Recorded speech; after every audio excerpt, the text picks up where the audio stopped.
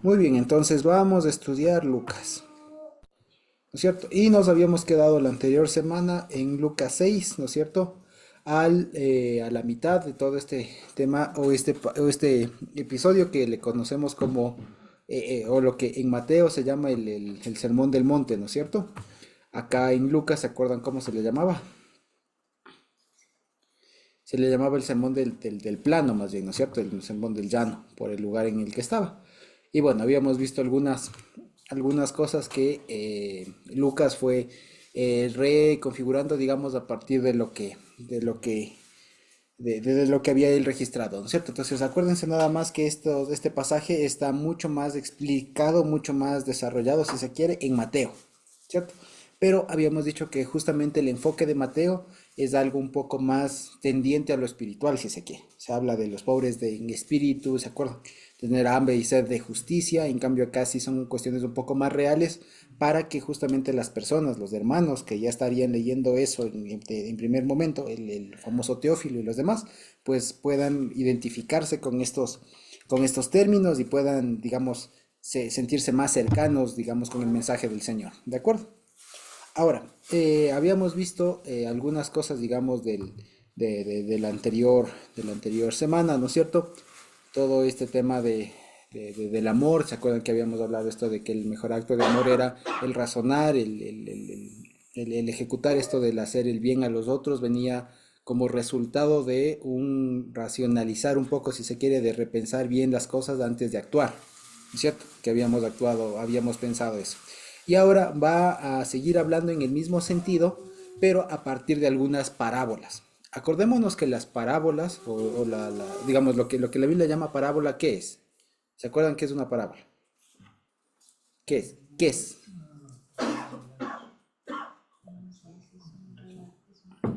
¿Qué es una parábola?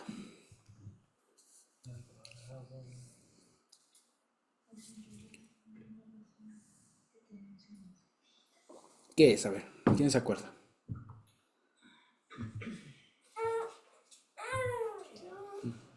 ¿Quién se acuerda qué es una parábola?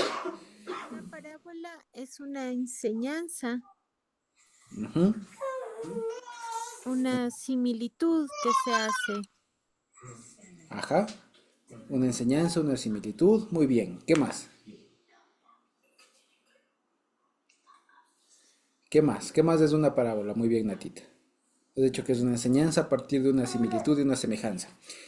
Y bueno, creo que podemos decir que con lo que nos dice Nati es cierto, ¿cierto? Una parábola es básicamente una demostración, una ejemplificación de algo, si se quiere. ¿Ya? Así en términos más sencillos es un ejemplo. Es un buen ejemplo de algo complicado, si ustedes quieren, o de algo más complejo a partir, digamos, que se ejemplifica en algo mucho más cotidiano, ¿ya? Porque, por ejemplo, fíjense ustedes, hoy nosotros ya hemos desarrollado, y si yo les digo, hermanos, cuiden de ver la paja en el ojo ajeno y primero vean la viga, nosotros ya sabemos a qué se refieren, ¿cierto? Pero eso es por un lenguaje, ¿no es cierto? Pero fíjense que en esa época, aquí los primeros que escucharían esto, los discípulos que estaban ahí en el plan con el Señor Jesús, no escucharon, no habían escuchado antes de esto. Ellos estarían escuchando por primera vez. Ahora imagínense ustedes que es la primera vez que escuchamos esto. ¿Ya? Vamos a ver, digamos, imaginémonos por un momento que somos aquellos discípulos, aquellas personas que están escuchando esto por primera vez y veamos qué reacción genera en nuestra cabeza. ¿Ya? Y dice, y les decía una parábola, ¿no? ¿Acaso un ciego puede guiar a otro ciego? ¿No caerán ambos en el hoyo? El discípulo no es superior a su maestro, ¿ya? Dice, el discípulo no es superior a su maestro, pero todo lo que fuere perfeccionado será como su maestro. ¿Por qué miras la paja que está en el ojo de tu hermano, no es cierto? Y no echas de ver la viga que está en tu propio ojo. ¿O cómo puedes decir a tu hermano, hermano, déjame sacar la paja que está en tu ojo, no mirando tú la viga que está en el ojo tuyo? Hipócrita, saca primero la viga de tu propio ojo y entonces verás bien para sacar la paja que está en el ojo de tu hermano. ¿De acuerdo? No es buen árbol el que da malos frutos, ni malo el que da buen fruto, porque cada árbol se conoce por su fruto, pues no se cosechan higos de los espinos, ni de las zarzas se vendimian uvas. El hombre bueno, del buen tesoro de su corazón, saca lo bueno, Y el hombre malo del mal tesoro de su corazón saca lo malo, porque de la abundancia del corazón habla la boca. ¿Por qué me llaman Señor, Señor y no hacen lo que yo digo? Todo aquel que viene a mí y oye mis palabras y las hace, les indicaré a quién es semejante. Dice, semejante es al hombre que al edificar una casa, cavó y ahondó y puso su fundamento sobre la roca, y cuando vino una inundación, el río dio con ímpetu contra aquella casa, pero no la pudo mover, porque estaba fundada sobre la roca. Mas del que oyó y no hizo, semejante es al hombre que edificó su casa sobre la tierra, sin fundamento, contra la cual el río dio con ímpetu, y luego cayó, y fue grande la ruina de aquella casa. ¿De acuerdo? Ahora fíjense ustedes, ahora hemos leído estas tres parábolas, si se quiere, ¿no es cierto?, del Señor Jesús de corrido. Es bastante común que, le voy a hacer así un poquito más chiquito, solamente como para que veamos todo el texto, ¿ya? Así de conjunto. Y digamos, ¿cuántas veces no habremos escuchado o no hemos escuchado mensajes de enseñanzas a partir de el sacar primero la viga del propio ojo? ¿No es cierto? ¿Cuántas otras hemos escuchado respecto de el árbol bueno y que por sus frutos los conoceréis? ¿Cierto? ¿Y cuántas otras no habremos escuchado respecto de el que construyó sobre la roca? ¿No es cierto? ¿Cuántas veces no hemos escuchado? Pero lo que quiero llamar la atención ahora es que las hemos escuchado de manera seccionada, ¿no es cierto? Y claro, y es posible hacer eso. Cada una de estas parábolas se puede entender por sí sola, ¿sí o no?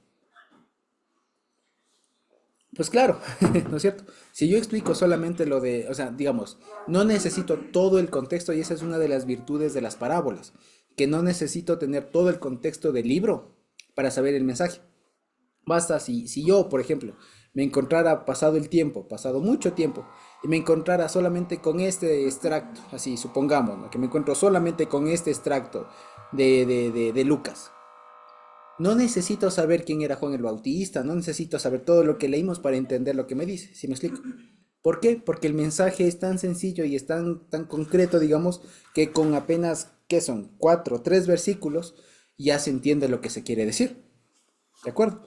Pero fíjense que también hay otra virtud en entender las parábolas, o al menos estas parábolas, así en conjunto. ¿De acuerdo? ¿Por qué? Porque fíjense ustedes, si yo les, pre- si yo les pregunto, ¿cuál es el mensaje a la final de esto de saca primero la viga que hay en tu ojo para ver la paja del ojo ajeno? ¿Cuál es el mensaje final de eso? O sea, ¿cuál es la enseñanza? Hay que mirarse a uno mismo. ¿Cuál? Y hay que examinarse a uno mismo. Exacto, hay que examinarse uno mismo antes de emitir algún criterio de corrección hacia el otro. O siendo un poco más, digamos, cierto, sería, si yo quiero corregirle a mi hermano en algo chiquito, mira primero que tú no estés cometiendo algo dentro de lo mismo, algo mucho más grosero, ¿cierto? O sea que, o sea, digamos, dicho de otra manera y más concreto, sé coherente con lo que reclamas, ¿no es cierto? Más allá de eso, digamos, ya sería abundar en lo que se quiere decir, ¿no es cierto? Eso es lo que quiere decir. Ahora, lo del árbol bueno y los frutos buenos, ¿no es cierto? ¿Qué es el mensaje ahí? Igualmente, ¿cuál es el mensaje, la enseñanza? Como ser coherente, lo mismo, ¿no? O sea, lo que tú haces es lo que predico, lo que tú hablas tienes que hacer. Exactamente. Es básicamente lo mismo, solamente que cambia la perspectiva. Porque el uno era, ustedes vean que no tengan una viga antes de hablar, ¿no es cierto? Pero acá lo que dice es por el cómo conoces a alguien que es bueno. Entonces dice es por su coherencia, ¿no es cierto? Básicamente eso. Es lo mismo, pero solamente que desde otro visto, desde otro lado, ¿no es cierto? Ya. Y esto, digamos así, simplificándole mucho, ¿cierto? Esto simplificándole mucho. Y fíjense que eso es algo bonito poderlo hacer así porque ya tenemos buen tiempo escuchando muchas enseñanzas al respecto. Entonces, fíjense que ya podemos así sintetizarlo bastantísimo. Y lo último, ¿no es cierto? Esto de por qué me llaman Señor, Señor y no hacen lo que yo digo, ¿no es cierto? Y les cuenta esta parábola de el que edificó una casa sobre la roca. ¿Cuál es la enseñanza que se suele sacar de esa parábola?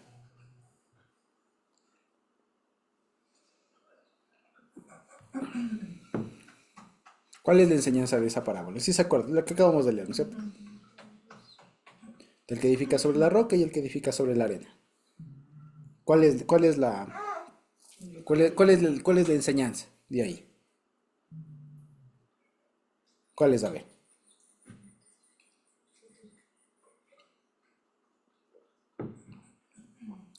¿Cuál es?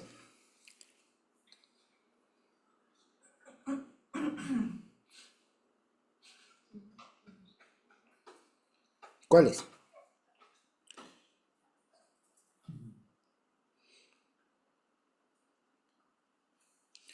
¿Cuál es? A ver. O primera vez que escuchamos la parábola. Están edificados en el Señor. Exactamente, ¿no? La roca es del Señor y el que edifica en él, pues vienen los avatares del mundo y uno aguanta, ¿cierto? Pasado las tentaciones, los problemas, lo que sea, uno aguanta porque está cimentado en el Señor, ¿ya? A diferencia del que no, que está en el mundo, la arena, pues vienen los problemas y no tiene fundamento y pasa, ¿no es cierto? Muy bien, pero resulta que fíjense ustedes, si yo lo veo de una en una, claro que puedo, digamos, extraer muchas cosas, digamos, desmenuzarle un poco a cada una de las parábolas y todo lo demás, pero, digamos, no llegaría a otra conclusión sino a la que ya acabamos de decir. ¿Me explico? Puedo, por ejemplo, en la primera parábola decir qué es la viga, ya, o qué es la paja en el ojo. Entonces, la viga tiene que ver con tales cosas, por ejemplo. Pero a la larga vamos a terminar diciendo sea coherente con lo que critica. ¿Cierto? El tema del buen fruto, por ejemplo, el árbol y el buen fruto. Puedo decir que los árboles son los hombres, que los frutos son las obras, cosas por el estilo. Pero a la final, ¿cuál es el mensaje en el fondo? Que hay que ser coherente, ¿no es cierto? Ahora, hay una cosa aquí que es lo espectacular de Lucas, ¿ya? Que Lucas aquí no está, digamos, ¿y por qué las leemos así de corrido? Cuando normalmente se suelen analizar cada una de manera diferente, ¿no es cierto? ¿Por qué lo hacemos así? Por una razón. Porque ustedes se acuerdan y aquí les pregunto una cosa. Me llamó mucho la atención esta frase de aquí que le estoy subrayando, ¿ya? ¿Por qué me llaman? ¿Por qué ustedes me llaman? ¿No es cierto? ¿Por qué ustedes me llaman Señor, Señor y no hacen lo que yo digo? Y es más, fíjense ustedes, dice, todo aquel que viene a mí oye mis palabras y las hace. Es semejante a una persona que construye su casa en la roca. Y fíjense, dice, pero el que oyó y no hizo es semejante al que.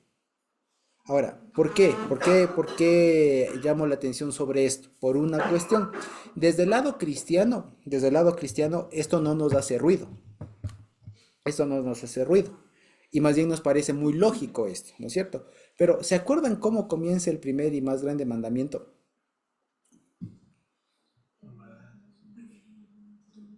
¿Cómo es? Completo, pero. Escucha Israel. Escucha Israel. Ya, escucha Israel. Y es más, fíjense, si ustedes se dan cuenta, ahí en ese versículo, ¿cuántas veces aparece el nombre de Dios?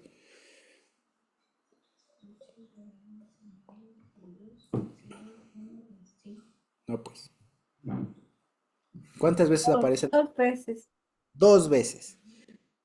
Entonces dice, Shema Israel, Adonai, Shem Eloheinu, Hashem Echad. Escucha y ahí ya aparecen dos veces la palabra Señor. ¿Qué le reclama acá el Señor? ¿Por qué me llaman Señor, Señor y no hacen lo que yo les digo? Ah, dos veces está bien. ¿Me explico? ¿Cómo que? Porque está. Ya, y fíjense ustedes que aquí el énfasis está no solamente en oír, porque el Shema es escucha. Escucha Israel y amarás al Señor tu Dios. Entonces lo que el Señor Jesús le está haciendo un llamado de atención sobre el principal mandamiento.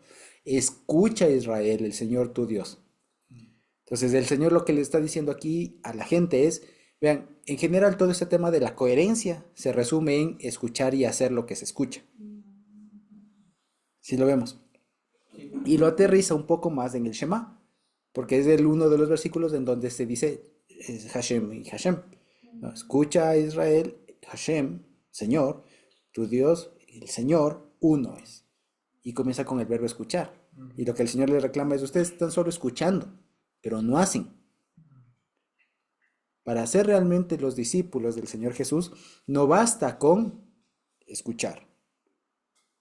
El escucha, digamos, el que escucha, es solamente como el que tiene la viga en el ojo. Y es como el árbol que da frutos malos, porque solamente escucha.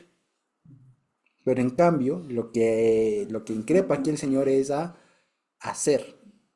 Y esto es algo muy, muy interesante, digamos, ¿de acuerdo? Entonces, fíjense ustedes cómo digamos, se vincula, digamos así, de una manera bien espectacular. Porque ya les digo, podríamos otra vez ver el tema de, ¿acaso un ciego puede guiar a otro ciego? ¿Ya? La respuesta es obvia. No, porque los dos se caen. Salvo y que ahora digamos, si de pronto somos ahora un poco más picosos, así digamos, podríamos decir, hoy un ciego sí podría guiar a otro ciego. Siempre y cuando el ciego sepa, conozca el lugar, tenga de pronto un dispositivo que ahora hay, por ejemplo, ¿no? Hay dispositivos para ciegos que son como sonares que les permite ubicarse tranquilamente y pueden. Y en ese sentido, un ciego sí podría guiar a otro ciego.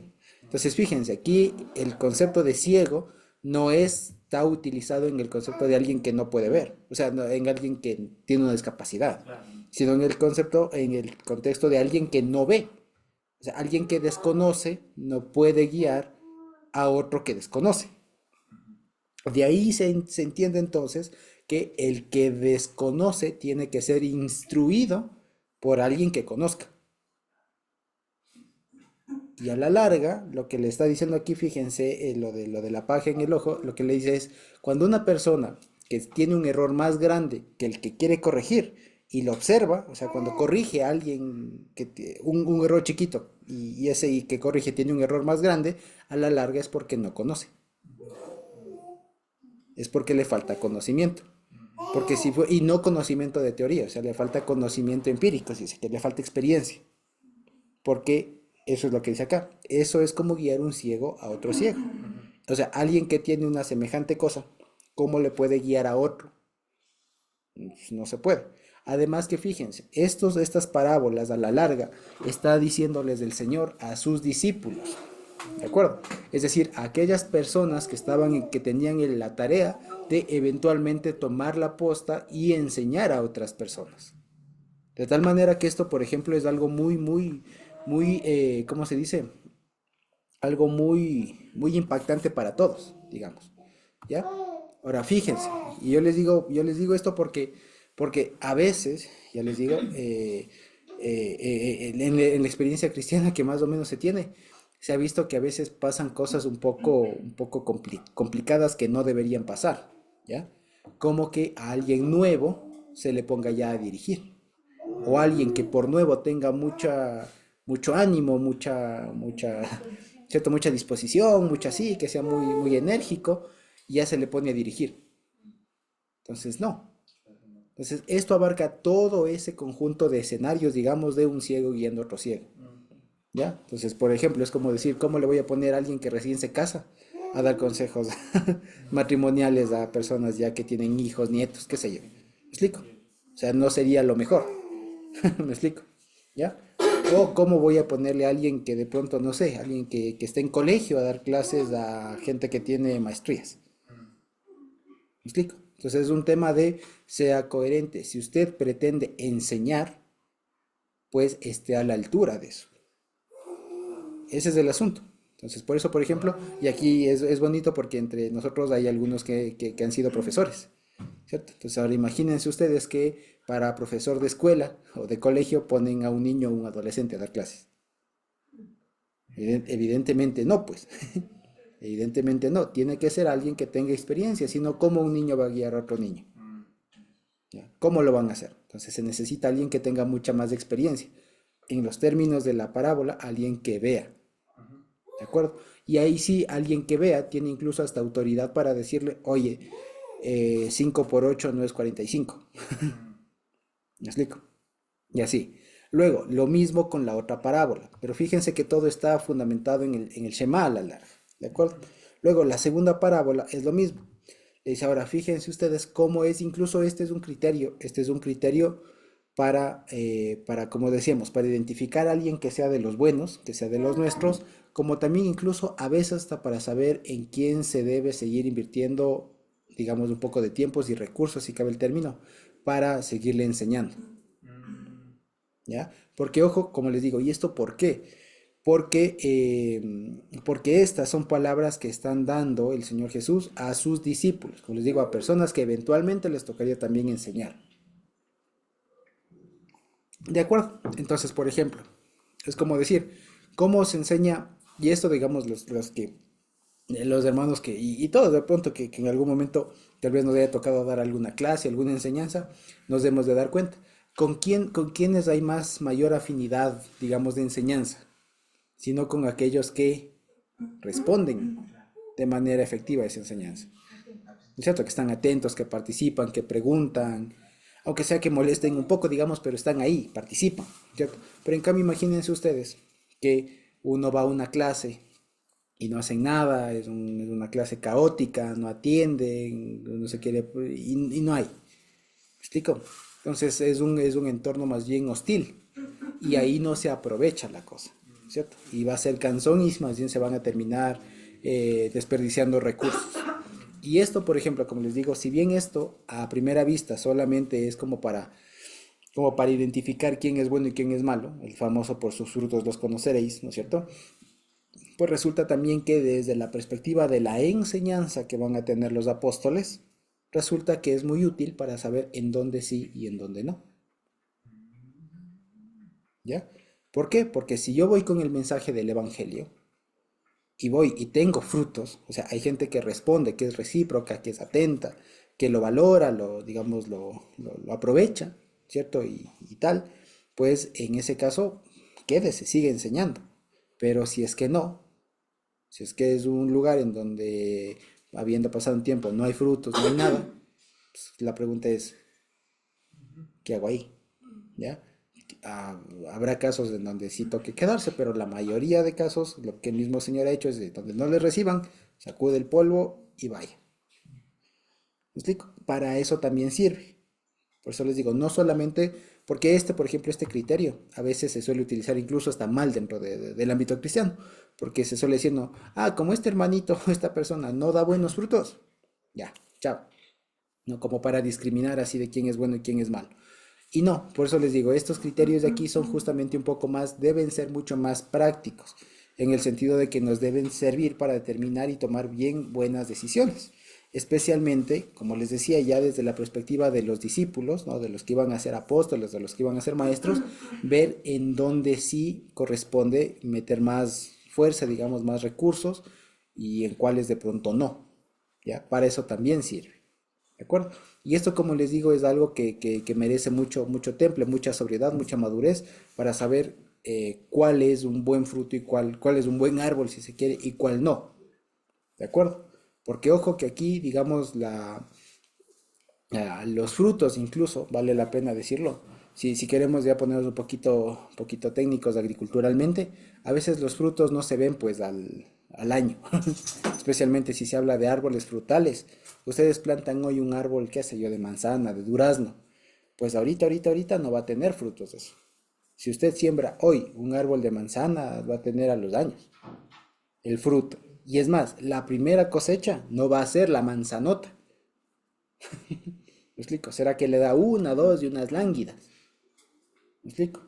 Y recién las buenas cosechas, los buenos frutos, va a tener, pero con el tiempo y el trabajo. ¿Me explico? Entonces, esto, fíjense ustedes que esto del buen árbol y todo el más, y por los frutos les conoceréis, implica, o sea, supone un trabajo. Supone un trabajo de alguien que cuide el árbol. Porque el árbol bueno no se encuentra en la naturaleza. ¿Me explico? Es lo que hablábamos un poco en la fiesta, ¿se acuerdan ustedes de trompetas? Un buen árbol así y tal no se encuentra en la naturaleza, pues un árbol así de unas frutas enormes. Los que dan así unas buenas frutas son aquellos árboles que han sido trabajados por el ser humano, que han tenido un trabajo, que han tenido una dedicación, un cuidado, exactamente. Entonces, fíjense, por eso es que les decía, incluso hay que ser muy cautelosos con este tema, y hay que saber cuándo, y hay que saber mucho de cómo si ustedes quieren administrar los frutos. Ya les digo, porque, por ejemplo, ya les digo, ningún árbol en su primera producción carga así un montón. No, por lo general los árboles, las primeras cargas que dan no sirven. En realidad no sirven, salen unos frutos muy chiquitos o el árbol todavía ya comienza a dar fruto, pero no está lo suficientemente grande. ¿Me explico? Entonces toca trabajarle. Ya dio frutos y seguramente los primeros frutos que dan no son buenos, ya no son óptimos, digamos, pero esos primeros frutos, digamos, esos primeros brotes y tal, dan señal de que ese árbol es bueno. ¿Ya? ¿Me explico? Y por eso les digo, esto más bien está dirigido no tanto a, o sea, esta parábola está dirigida a los discípulos.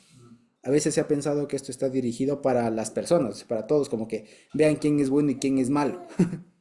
No, esto está dirigido a los discípulos para que sepan cuidar de las personas y sepan que así como un árbol debe dar buenos frutos y los buenos frutos son producto del trabajo de alguien, pues lo mismo con las personas. De ahí que, por ejemplo, si es que en una congregación, en alguna familia incluso, no hay buenos frutos, pues lo que se está reclamando no se le reclamaría tanto al árbol malo, necesariamente, sino también puede ser un tema de que el que guarda el huerto, la plantita, no es lo suficientemente diligente. ¿Me explico? ¿Ya? Porque si yo tengo un árbol, por ejemplo, que es frondoso, que es lo que sea, ya, el árbol que ustedes quieran, pero siempre me da frutos chiquitos, y tengo ese árbol por 20 años, entonces, ¿eso qué significa? Pues que no le he cuidado, que no le he metido fondo. ¿Me explico? Entonces, a veces, como les digo, esta parábola hay que complementarla un poco, digamos, ya ahora, porque permite desarrollar todavía mucho más lo que quiere decir, ya que va más allá, como les decía, de solamente ver quién es bueno y quién es malo. Entonces, como decir, bueno, si es que una persona realmente es buena, entonces va a cambiar su actitud, va a ser más bondadosa, más amorosa, más paciente, qué sé yo, va a leer más la Biblia, va a dar frutos espirituales. Ya, pero es que eso es el producto de un trabajo. Eso es el producto de un trabajo, si es que realmente es árbol, ¿no?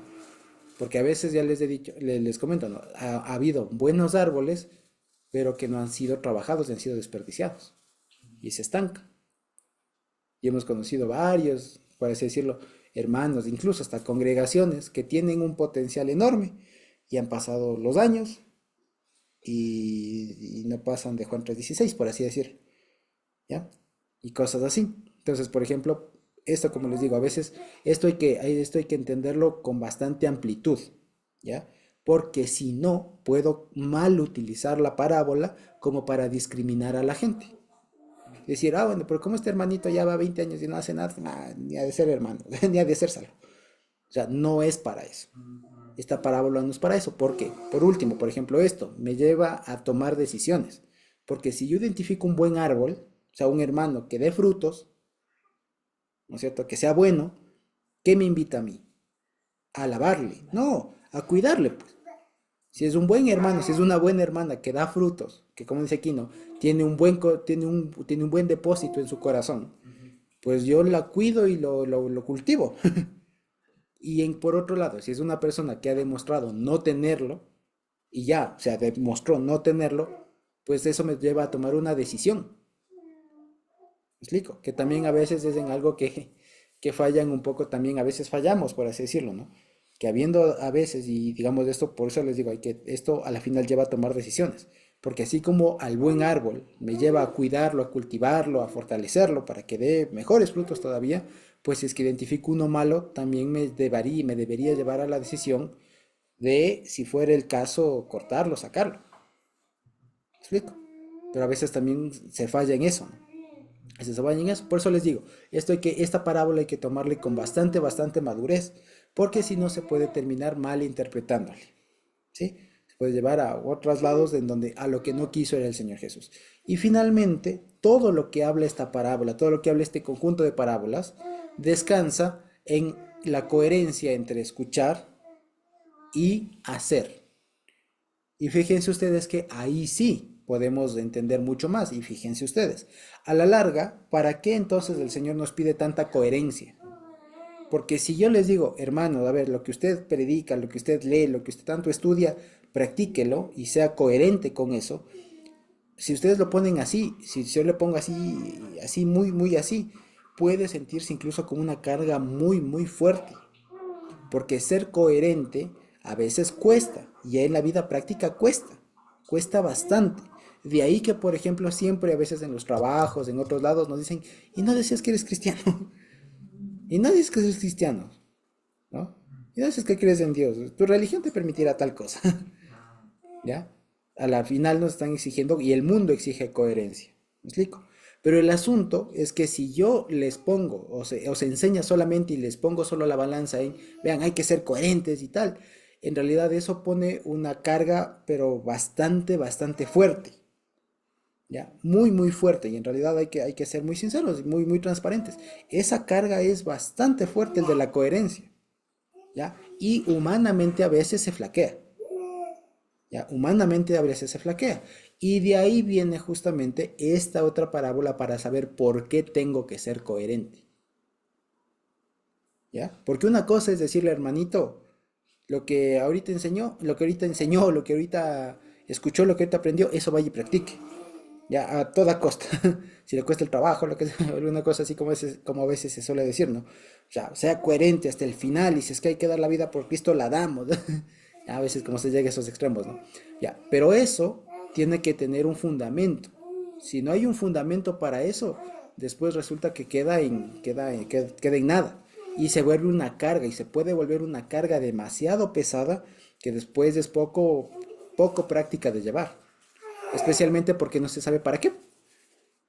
¿Ya? ¿Para qué me cargo todo el tema de la coherencia entre ser cristiano y demostrarlo y vivir toda la vida como cristiano? Porque si ustedes se dan cuenta, ser cristiano abarca desde que me despierto hasta que me acuesto. ¿Me explico? Eso, todo lo que pasa ahí, digamos, y aún cuando dormimos, implica ser cristiano. O sea, nosotros desayunamos como cristianos. Nosotros trabajamos como cristianos, vamos al bus como cristianos. Nosotros almorzamos como cristianos. ¿Me explico? O sea, tenemos una práctica, un estilo de vida muy diferente al de las otras personas. No es como cuando, por ejemplo, alguien se gradúa, qué sé yo, de ingeniero. ¿Ya? El ingeniero va de ingeniero en el horario de trabajo, pero cuando llega a la casa ya no es del ingeniero, ya no come como ingeniero. ¿Me explico? Ya no duerme como ingeniero. ¿Ya? Nosotros sí dormimos como cristianos, comemos como cristianos, hablamos como cristianos, etcétera. Y si ustedes se dan cuenta, eso es una cosa, nos vestimos como cristianos. Entonces, si se dan cuenta, eso es una carga bastante amplia, porque es toda una vida, es todo un estilo de vida. Y ahora la cuestión que cualquiera de nosotros se podría plantear es, bueno, ¿y eso para qué? Bueno, ¿y eso por qué? ¿Para qué sirve tanta cosa? ¿Qué es lo que a muchas personas a veces llegan en algún momento de su vida, ¿no? Tantas cosas se hace, ¿y para qué? ¿Y para qué? Bueno, aquí dice para qué. Esta es la parábola del para qué, ¿ya? Dice, el que escucha las palabras del Señor, los mandamientos y todas las enseñanzas y todo lo demás y asume ese estilo de vida, o sea, las hace, es semejante a alguien prudente, y ahí dice, fíjense, o sea, que construye, que para edificar su casa, su vida, entiéndase, cavó y ahondó hasta llegar a la roca, ¿no es cierto? Y ahí puso el fundamento, y cuando vino la inundación, el río dio con ímpetu contra esa casa, pero no la pudo mover porque estaba fundamentada sobre la roca. O sea, ¿qué significa? Esto, como ya lo hemos visto muchas veces, el río, la inundación, todo lo demás, tiene que ver con todo lo que nos pega en la vida, con todo lo que eventualmente pasa. No siempre hay lluvias, no todo el tiempo está en inundación, no todo el tiempo vienen las corrientes de agua, pero cuando viene es suficiente que hay una buena lluvia para que se vaya todo. Entonces, ¿para qué sirve todo este tipo de vida tan, si ustedes quieren, tan complejo? No por difícil, sino por tan extenso, o sea, que abarca tanto. ¿Para qué sirve? Para que cuando vengan las cosas duras de la vida, se aguante. Porque si ustedes quieren, la Biblia no está hecha, los mandamientos no están hechos para los momentos bonitos, solamente. Mayormente está hecho para aguantar todo lo feo que tiene este mundo. ¿Ya? Porque si ustedes se dan cuenta, fíjense, todo lo feo de este mundo tiene una solución en la Biblia, tiene una solución de parte del Señor. Y eso es lo que nos permite soportar pérdidas de familiares, desgracias económicas, accidentes, lesiones, pérdidas, qué sé yo, un montón de cosas, ¿ya? Eso es lo que nos permite aguantar y que cuando pase todo eso todavía esté firme. Entonces, ¿para qué tenemos un estilo de vida bastante, digamos, exigente? Pues bueno, para que cuando venga algo difícil, se aguante y se dé testimonio de que eso sirve. Porque además, digamos, esta parábola tiene muchas cosas implícitas. Tiene, por ejemplo, implícito el tema del testimonio. ¿Por qué? Porque pone una situación semejante, ¿no? A la otra persona que no edifica sobre la casa, sobre la roca, sino sobre la tierra, y le pasa lo mismo, y esta dice que la grande fue grande ruina. Eso implica que hay personas que son capaces de admirar la casa que se sostuvo y la que no. Se está implícito ese tema de la audiencia que mira eso. Por lo tanto, fíjense ustedes que además de todo lo que estamos diciendo, todo lo que dice el Señor acá está enfocado a el testimonio, al testimonio de cómo somos los cristianos, que puede pasarnos lo que a Job, que no nos damos la vuelta. Como dicen Hebreos, ¿no? Nosotros somos de los que no retrocedemos. ¿Ya? Que así nos pase lo que nos pase como Job, que ve, se murieron tus hijos, ¿no? Acaba de venir, se murieron todos, no sé qué, ni acaba de venir y le cayeron todos los males. Se fueron todos y le cayó la peste al pobre. ¿Ya? Y en medio de todo eso el hombre ahí reniega, ¿no? ¿Para qué? Dios dio, Dios quitó, es el nombre del Señor bendito. Y ya está. Lloraremos, sí, lo que sea, pero ya, ¿qué puedo hacer? ¿Explico? Pero todo eso ¿para qué? O sea, fíjense, o sea, Job es un ejemplo muy trágico, ¿no? En ese sentido, ¿no? Una persona que se le va a la ruina, está en lo peor de lo peor, no se tuerce, pero la pregunta es ¿para qué? Bueno, al final, ¿para qué? Bueno, una de las cosas es para dar testimonio y para aguantar todas esas cosas, porque si no, siempre es más fácil morirse. Siempre es más fácil echarse al abandono, echarse al olvido, lo que sea. Entonces la cuestión es que, y el Señor desde aquí también hay otra cosa implícita, que nos está diciendo lo que en otro lado ya lo va a decir más claro, ¿no? O sea, en el mundo siempre va a haber problemas. En este mundo no estamos exentos de los problemas, no es que por ser cristianos ya nos va bonito en la vida, y nos sonríen y nos dan créditos y nos abren las puertas de los trabajos porque dicen, usted es cristiano, venga, sea gerente. No, no necesariamente, ¿no? ¿No? Más bien al contrario, para que siendo cristianos, o sea, si somos cristianos, nos va a golpear la vida como a todos. Pero la cuestión es que hemos de estar firmes. Y además, no solamente en este mundo, sino además que la garantía que tenemos con el Señor es que hemos de estar firmes, además para el mundo venidero. ¿Ya? Eso es, pero fíjense que todo esto está fundamentado en esta práctica de la coherencia, de escuchar y hacer, de no solamente llenarnos la cabeza de un montón de cosas, sino también de hacer. Y si cabe el término, hacer bien. De ahí que el Señor en todo lo anterior nos haya puesto el énfasis en ser muy reflexivos, en pensar bastante las cosas. Porque a veces también se crea como otra ilusión, ¿no? Se crea como otra ilusión, de que como el Señor me manda a hacer mandamientos, tengo entonces la obligación de ser como muy activista, ¿no? O sea, como dicen a veces los mayores, de buscar oficio, ¿no? O sea, estoy así, de buscar oficio y voy a hacer las cosas. Y así, a veces se sale a hacer sin criterio.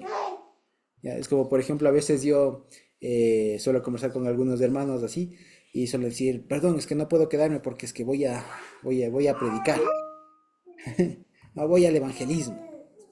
Le digo, ¿y cuántos años ha salido, perdón que me meta, pero cuántos años ha salido al evangelismo? No, ya toda mi vida de cristiano. ¿Y cuántos ha captado? Bueno, es que la gente no viene, es que no me escucha. ¿Y qué hace?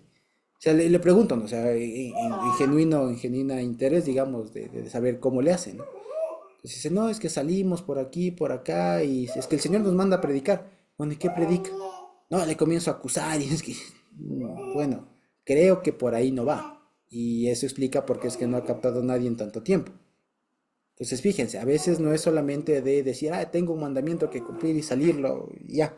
No, hay que ser muy pensantes, digamos, hay que ser muy coherentes también con todo lo que el Señor nos manda, ¿ya? Y no solamente salir a hacer por hacer. Porque es que aquí dice que hay que ir a las naciones, entonces cojo un avión y me voy a la China a predicar. No, pues, evidentemente no, ¿ya? Hay que saber hacer las cosas, ¿ya? Y eso implica también acá. O sea, si por ejemplo, por eso el ejemplo de la persona que edifica una casa, también tiene implícitas muchas cosas.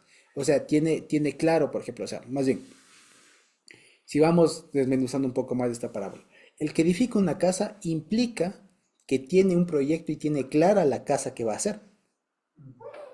¿Sí? Porque uno cuando tiene bien clara la casa que va a hacer, uno ahí entonces sabe, especialmente los arquitectos saben esto, ¿no? Saben cuánto tienen que cavar, cómo tienen que hacer el sistema de los cimientos, de las pilastras estas que ponen y todo lo demás, cómo tienen que hacer. Pero si yo solamente le digo, hermano, construye una casa y me dicen a mí, construyeme una casa, yo pienso que es de poner nomás las paredes y para arriba. Y no. Entonces, fíjense, por eso les digo, esto de aquí implica que pues, una persona que va a edificar una casa, pues o sea, se sobreentiende, digamos, o está implícito, ¿no es cierto? Que la persona sabe qué tipo de casa va a construir. Y por el tipo de casa que va a construir es que necesita cavar bastante, hasta llegar donde haya suelo firme. ¿Ya? Es más, por ejemplo, ya les digo, ahora con la tecnología y los estudios que se tienen, ahora sí es posible construir en arena. De ahí, por ejemplo, que se hagan hasta rascacielos al filo del mar, ¿ya? Y no necesariamente se llega a la roca, pero hay otra tecnología que permite, digamos, aguantar el peso y todo lo demás. O sea, si se quiere, hoy es posible construir sobre la arena, ¿ya? Pero por eso les digo, más allá del asunto es, ¿cuál es el tema? Que se sabe qué casa se quiere hacer. Y según el tipo de casa que se quiere hacer, van los cimientos. Eso es lo que está detrás de todo esto. Porque si no, imagínense, si es que yo lo quiero llevar esto a la práctica, así a la vida real, digamos, y ustedes consulten con algún arquitecto, van a ver que no siempre tienen que cavar hasta llegar a la piedra.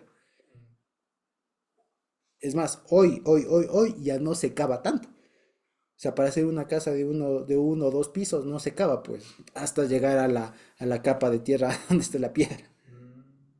Me explico, no, se cava, se hace, hay otras tecnologías que se hacen unas zapatas, creo que le llaman, no sé qué cosas, que se hace la casa sobre unas pilastras que de ahí se asienta y eso se hace lo suficientemente ancho para que eso se compacte después con el piso y no haya después desniveles y todo lo demás y se puede construir incluso así en terrenos incluso un poco endebles.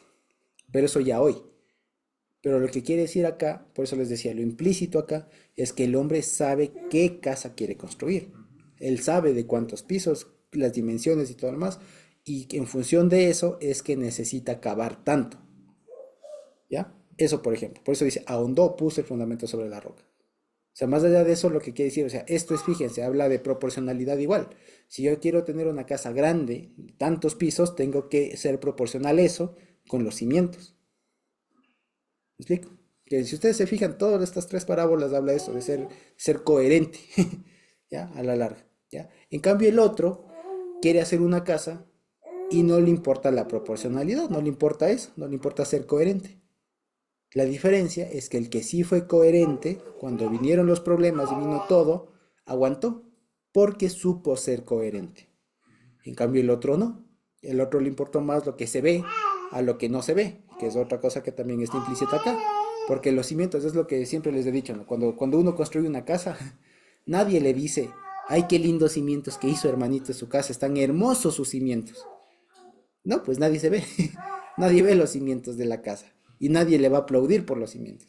Por lo que le aplauden a uno es que lindas las mamparas, que lindas las paredes, que las ventanas, que los baños, que el piso. ¿Me explico? Por eso le alaban a uno. Pero nadie, yo hasta ahora no he visto a alguien que le diga qué bonitos cimientos que tiene su casa.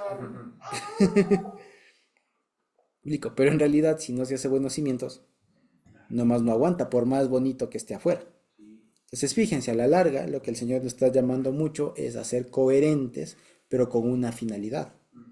Que esa coherencia, a la final, es lo que nos da el soporte, el ancla, para aguantar todo lo que viene en este mundo.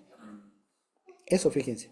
Y si se quiere el Shema, que es lo que está aquí detrás, digamos, el escucha Israel, el mandamiento y todo lo más, tiene que quedarse no solamente en el escucha Israel, sino en lo otro, que viene y amarás, que ya son acciones. ¿Explica? Entonces tiene que haber proporcionalidad, digamos, coherencia, ¿no? Entre lo que se escucha con lo que se hace. ¿Ya? Si yo he escuchado mucho, tengo que ser muy coherente. Si soy nuevo y he escuchado poco, tengo que ser proporcional con lo que he escuchado. Si he escuchado, qué sé yo, 10 años de mi vida la Biblia, las cosas, pues tengo que demostrar y ser coherente con esos 10 años.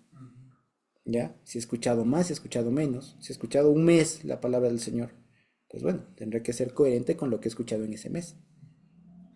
¿Me explico? Y si es que ya tengo 50 o 60 años en el Evangelio, es que tengo que ser todavía mucho más coherente con eso.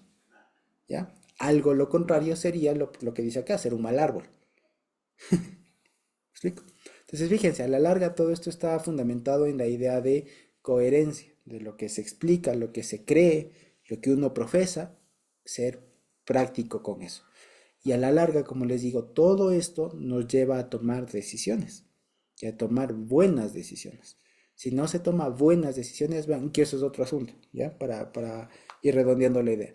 A veces uno puede tener el montón de mandamientos y saberse la Biblia de memoria con versículo, con cita y con referencias, si quieren hasta en otros idiomas, ¿ya? Pero resulta que a veces cuando es, digamos, la prueba de fuego, cuando realmente toca, porque digamos, lo que aquí diga, y esto ya va más allá, digamos, de lo que estamos viendo acá, ¿ya? Porque aquí el ejemplo, por ejemplo, de la viga en el ojo, supone a alguien que no sabe. Pero ¿qué tal si es alguien que sabe, que se supone que sabe? ¿Ya? ¿Cuál es la prueba de fuego, como les decía? Cuando alguien que se supone que sabe tiene que dar un consejo, tiene que corregir a alguien. Ahí viene la prueba de fuego, porque ahí se ve si es que corrige bien o corrige mal. ¿Me explico? Entonces, ese es también el otro gran reto que tenemos todos nosotros, que tenemos que ser también coherentes y mucho más coherentes todavía cuando tenemos la capacidad o la oportunidad de poder corregir a otra persona. Ahí es cuando más coherentes tenemos que ser, porque estamos dirigiendo la conducta de alguien más. Ahí se supone que ya no tenemos una viga, que ya vemos clarito, pero a veces viendo clarito, a veces se sigue equivocando. ¿Me explico? Entonces, por eso es que, por ejemplo, a veces a veces uno se sorprende que líderes, por ejemplo, gente de muchos años, a veces den consejos tan raros, ¿ya? A veces den consejos un poco extraños. Y uno diga, ¿pero por qué? ¿Ya? O sea, hay consejos que evidentemente están mal, quiero decir, ¿no? Y uno dice, bueno, ¿pero por qué? Bueno, a veces pasa eso, a veces pasa que se puede tener mucho condumio, digamos, en la cabeza, mucho conocimiento y todo, pero que se falla al momento de, ¿no? Y eso también nos puede pasar a todos, como padres, como hermanos, como jefes, nos puede pasar, ¿ya? Y el asunto es que cuando haya, pues de ahí que, por ejemplo, la cuestión de poder corregir a alguien no sea solito, digamos, no sea solito, sea tomado, especialmente en entornos de iglesia y todo lo demás, se puede hacer de manera conjunta. Por eso también fíjense ustedes, es que cuando el Señor Jesús, ¿se acuerdan ustedes de ese procedimiento que dice en Mateo de cómo actuar cuando un hermano se porta de mala manera? Que vaya uno solo, después vaya con un testigo. A la final, ¿quién es el que le expulsa? La congregación.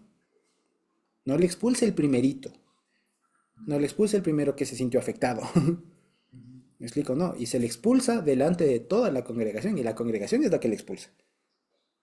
¿Me explico? De ahí que les decía todo esto de dar un buen consejo, de este tema del buen árbol y mal árbol, ¿no?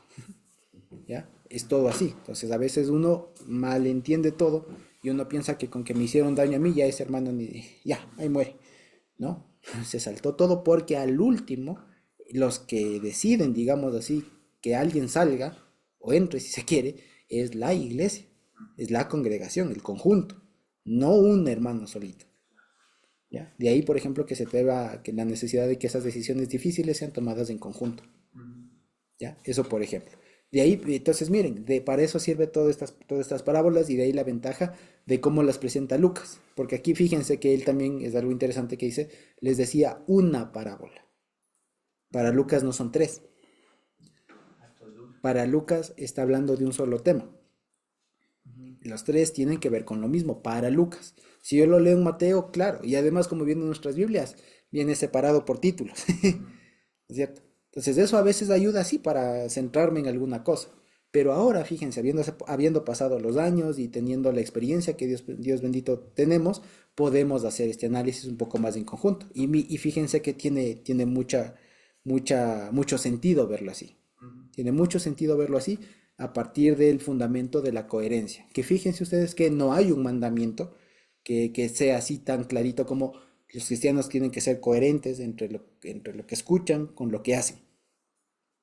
No hay. Pero de aquí, ¿acaso no podemos extraer ese mandamiento? Y claro, sea coherente, y los cristianos tenemos el deber, ahí sí, el mandamiento de ser coherentes con lo que escuchamos, lo que sabemos, lo que aprendemos, con lo que hacemos. Y tanto más si es que de pronto nos toca dirigir la conducta de alguien más. ¿Lo vemos? Eso entonces, fíjense que era lo que tenía preparado para ahora, ¿no? Y además que me llamó mucho la atención con esta referencia que hace aquí al Señor, Señor, y al escuchar, ¿no? Que a la final está basado en algo que harían todos los judíos, ¿no? Que saberse un montón de versículos, recitarlos de mañana, de noche, de memoria, pero a veces lo volvieron ya mecánico y no, y parecía que solamente en el repetir ya está cumplido el mandamiento. Y no es solamente cuestión de repetir, es cuestión de realmente hacer, realmente demostrarlo, realmente llevarlo a cabo. ¿Sí? Eso. Y ya les digo, y esto, por ejemplo, que a veces se les achaca mucho a los judíos, porque ustedes saben, por ejemplo, ustedes, y les recomiendo, digamos, ustedes se acuerdan, y esto es una película que de pronto sí nos hemos visto, ¿se acuerdan ustedes de la película esta de Ushpisin, que se suele ver en la época de tabernáculos, ¿no? De Sukkot? Bueno, si es que de pronto en este tiempo que ya estamos casi en la sazón, véanla de nuevo, ¿ya? Véanla, pero véanla como que tratando de ver estos actitudes, digamos, cotidianas, no cotidianos. Por ejemplo, hay una escena que siempre me llamó la atención, que cuando la esposa, ¿no? Está conversando con la Mali, creo que se llama, ¿no? Está conversando con el Moshe, ¿no? Moshe Belanga, ¿sí? Con el esposo, el protagonista, y alguna fruta creo que tienen y todo lo demás, y ella se va a lavar las manos, ya, ella dice, ahí antes de lavarse las manos, hace una oración, y dice, bendito eres tú, Señor, que nos santificas con tus mandamientos y nos ordenaste lavarnos las manos en ese ratito. Y está así. Y el esposo desde allá le dice, amén. Pero eso es para lavarse las manos. ¿Me explico? Y así para acostarse y así para todo. Y a veces del judaísmo se creyó que esa práctica ya está cumpliendo el mandamiento. Que por el mero hecho de repetir. Y a veces eso, como les decía, se les achaca o se les observa mucho a los judíos como de que lo mecanizaron tanto que ya no es efectivo, ¿no? Pero por el otro lado, en lo cristiano también. Si no, por ejemplo, ustedes han escuchado la famosa oración del hambriento, ¿ya? ¿No? La famosa oración, ustedes saben, por ejemplo, que nosotros hemos aprendido, ¿no es cierto?, que antes de comer se da gracias, ¿no? Y hacemos una oración más o menos larga, ¿no? De gracias, Señor, por estos alimentos. A veces ya tenemos frases, ¿no? Bendice las manos de los que lo hicieron, que estos alimentos sean de provecho para nuestro cuerpo. Ya tenemos más o menos algunas frases ahí medias típicas, ¿no es cierto?, que están bien. Ya, pero resulta que, por ejemplo, a veces alguien, como tiene hambre, tiene mucha hambre, y sabe que tiene que orar, solamente dice, gracias Señor por los alimentos, amén. Y comienza. Entonces, por ejemplo, a veces se cae en ese tipo de prácticas. O incluso, por ejemplo, se cae en prácticas todavía un poco más complejas, como por ejemplo el pensar que solamente por ir un determinado día a la semana a la congregación y pasar un determinado tiempo ya está. ¿Me explico? Y que puedo hacer lo que sea en la semana, pero si no voy tal día, entonces estoy mal, ¿me explico? Y ya se cae en ese tipo de cosas. Entonces, lo que quiero decir al final es que en cualquier forma de religiosidad se puede observar este tipo de defectos, de que pensar que, o sea, digamos, de defectos en el sentido de mecanizar las cosas, ¿no? O sea, y siempre la mecanización, o sea, ya hacerlo por costumbre, ya hacerlo por hábito, eso es lo que no corresponde. Ahí, por ejemplo, no hay esta proporcionalidad, esta coherencia que estamos hablando, ¿ya? Porque toda coherencia siempre es consciente. Ya, si es que algo hacemos ya por costumbre, porque ya que más toca, porque este día no trabajo ahora, ves que es Shabbat, y por qué, y así lo hacemos de manera mecánica, así ya automática, digamos, pero sin mucho saber por qué. Bueno, eso hay que cuestionarse también, ¿ya? Entonces, más bien igual les digo como congregación, también Dios nos guarde de caer en eso, ¿no? Dios nos guarde de caer en esa mecanicidad, en esa, ¿cómo se dice? en esa, en esa rutina, en esa rutina mala, ¿no? De ya llegó, tal, tal, tal, me levanto, oro, ¿no? O sea, no, sino que realmente sea una práctica sana, coherente, que sea llevadera y que realmente rinda frutos a la larga. ¿Ya? Claro. Eso prácticamente. Entonces, fíjense que a la larga tiene que ver con cómo vivimos los cristianos y que los cristianos tenemos tenemos, digamos, que ser coherentes en todo lo que hacemos y coherentes pensantes, si se quiere. ¿Ya? Eso prácticamente. Eso es lo que tenemos que hacer. Si no hay eso, si no hay este tema de la racionalidad, de ser pensantes en lo que hacemos, nos volvemos maquinitas. Y que a veces se puede caer en el engaño que porque ya oré, o porque ya dije tal cosa, o porque ya fui, o porque ya asistí, ya está. Y no, hay que ser, y el Señor siempre le gusta mucho que utilicemos la cabeza, que utilicemos nuestro pensamiento, que lo pensemos, lo razonemos, y ahí sí hagamos. ¿Sí? Eso, especialmente como les digo, si consideramos que estas palabras además fueron dirigidas a personas que iban a ser las encargadas de dirigir luego a otras personas. Entonces estas son armas muy potentes para saber dirigir, ¿ya? Si, y digamos, no les digo ya para dirigir una congregación, una iglesia, ¿ya? Para dirigir desde nuestra propia vida hasta la vida de nuestros hijos, nuestros esposos, etcétera. ¿Ya? La vida propia. Para eso sirve. Siempre la coherencia va a ser bienvenida. Si no, acuérdense que siempre va a haber por ahí alguien que nos diga, pero usted no dice ser cristiano, ¿por qué? Usted y así será cristiano. Siempre habrá alguien muy buena gente del mundo que nos haga recordar con alguna frase así. Entonces, más bien que no nos pase. ¿Sí? De ahí que tengamos siempre un alto estándar de coherencia, de una coherencia pensada, de una coherencia bonita, digamos, bien, bien hecha, bien planteada. ¿Sí? Eso prácticamente. Y creo que eso, fíjense, nos hace pensar mucho a todos. Y esa era la idea, ¿no? Que pensemos que actuemos todo de manera así, siempre bien pensante y coherente. ¿Sí? Eso prácticamente. Entonces, no sé si tenemos alguna pregunta, algún comentario.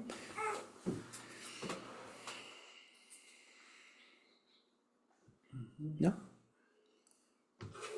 Yo tengo una pregunta. Ajá. Le vimos en conjunto, ¿no? Pero esa frasecita que dice, el discípulo no es superior a su maestro, más todo el que fuere perfeccionado será como su maestro. Ujú. ¿Cómo se entiende? O sea, entiendo que, o sea, tú te enseñan y vas a llegar, no puedes pasar a tu maestro, o sea, vas a llegar como hasta ese nivel, o algo así. Claro, a ver. O en otro sentido. Sí y no. Vamos a ver. Dice, a ver, el contexto acá dice, un ciego no puede guiar a otro ciego. ¿Ya? Entonces dice, el discípulo, que vendría siendo el ciego, ¿ya? No es superior al maestro, que sería el que ve. Dice, y en todo caso, si es que fueres perfeccionado, o sea, si es que un ciego llega a ver, será hasta como su maestro, o sea, puede llegar a ver. O sea, lo que quiere decir no es tanto de que no le puede superar, sino de que una persona que, o sea, está implícito el tema de que un discípulo no puede guiar a otro discípulo. Ya. Es eso, más que nada. Porque digamos, ya en la práctica, a veces uno tiene esta idea, ¿no? De que el discípulo no puede superar al maestro. En realidad, digamos, hay una cosa, y no es que se supera, no es que se supera, sino que en realidad cada uno puede y debe, de hecho, siempre tener su propia cosa, digamos, pero esto ya aparte de lo que dice acá, ¿no?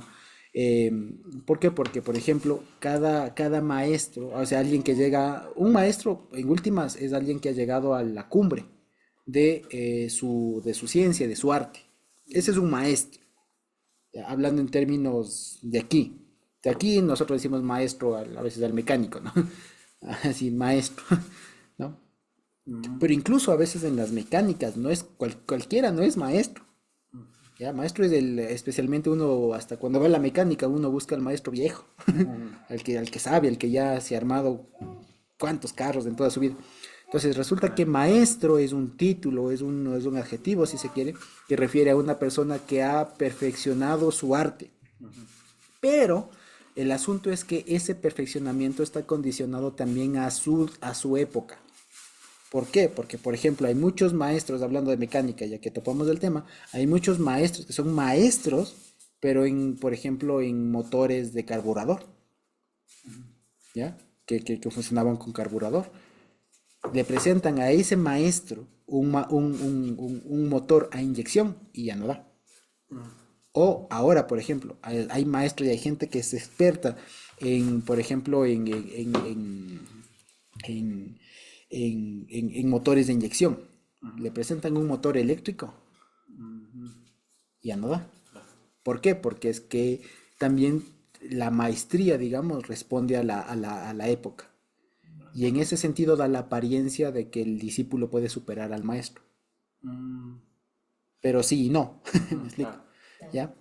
Solamente es que da otra cosa. O por ejemplo, pueden ser un mismo motor a combustión interna, como un motor de cualquier vehículo, pero por ejemplo, hay unos que se especializan en los motores a diésel, por ejemplo. Y alguien que sabe de motores de gasolina no sabe lo de diésel, sabe lo básico, pero no es maestro en eso. ¿Ya? ¿Me explico? Entonces, en ese sentido. Pero a la final la maestría es dominar un arte, dominar un conocimiento, dominar una cierta área. Y en ese sentido, y yo lo he visto, por ejemplo, yo lo he visto en el lado académico, yo he visto de alguna manera porque Dios ha permitido estar más o menos cerca de ese tipo de gente, ¿no? Entonces, por ejemplo, cuando llega alguien, digamos, y llega, por ejemplo, ahora a hacer PhD, un buen PhD, quiero decir, ahora, incluso ahora ya cualquier es PhD, pero llegar a un buen PhD, por ejemplo, significa que uno llegó a ese dominio de un arte, de una ciencia, o de una parte de una ciencia.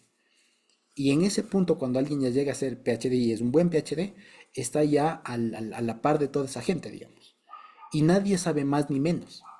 Y yo lo he visto así. Llega una persona en donde, por ejemplo, cuando yo he estado en congresos, en las cosas que nos ha tocado estar, ¿no? Uno va con la cara de, "Ah, Dios mío, cuánta cosa que sabe esta persona, Dios mío, sí, pero Dios, enséñeme, ¿cómo llego de aquí a allá?" Alguna cosa así. Pero cuando ya se ve, por ejemplo, y también Dios ha permitido estar en discusiones de gente de ese tipo, o sea, de gente de ese vuelo. Y ahí ya nadie es más ni menos. Todos son de la misma jerarquía, digamos, de la misma categoría, y todos se tratan en el mismo nivel y hablan, discuten, discrepan, lo que sea, pero en ese mismo nivel. Y es otro tipo de cosa, digamos. Y ahí, por ejemplo, yo he visto muchos que comenzaron siendo estudiantes, estudiaron, se esforzaron, todo, y llegan allá, y claro, y llegan a dominar el conocimiento, si se quiere, ¿ya? Entonces ya no son ya se llega a dominar, y ahí en ese sentido, por ejemplo, son iguales al maestro, pero porque el maestro llega a dominar un área del conocimiento, llega a dominar algo, ¿ya? Y en ese sentido, claro, cuando ya se llega a lo más que se puede llegar en algo, nadie más puede pasar eso. Entonces es por ese sentido también, ¿ya? Eso. Pero en este caso de la parábola, lo que quiere decir es, un discípulo no puede guiar a otro, Claro. ¿ya? Un discípulo no puede guiar a otro. A lo mucho el discípulo puede llegar a ser maestro, y ahí sí. Ah, ya, claro, ahí sí. Pero no puede un discípulo guiar a otro discípulo, eso es ilógico. Eso tiene un solo destino y es de la perdición. Eso básicamente. Sí, de ahí, por ejemplo, que también el apóstol Pablo recomienda que no se hagan todos maestros. ¿Sí? Es en ese sentido, ¿ya? Basta con que haya uno o dos que sepan las cosas y que puedan dirigir, ¿ya? Porque también llegar a ser maestro en algo, si ustedes se acuerdan, y de hecho les digo, muchos de nosotros somos maestros en algo, ¿ya? Pero fíjense ustedes que llegar a eso merece mucho. Y ahora, ser maestro de la Biblia es algo que, digamos, ¿qué les digo? Es bien complejo. Es bien complejo, y que por eso mismo el apóstol Pablo dice, vean, no todos tienen que tener esa carga, porque a la larga sí es complicado. ¿Sí? Entonces eso básicamente. ¿Sí? Eso. Entonces no sé si tenemos alguna otra pregunta. ¿Sí? ¿Otra pregunta, algún comentario? ¿No?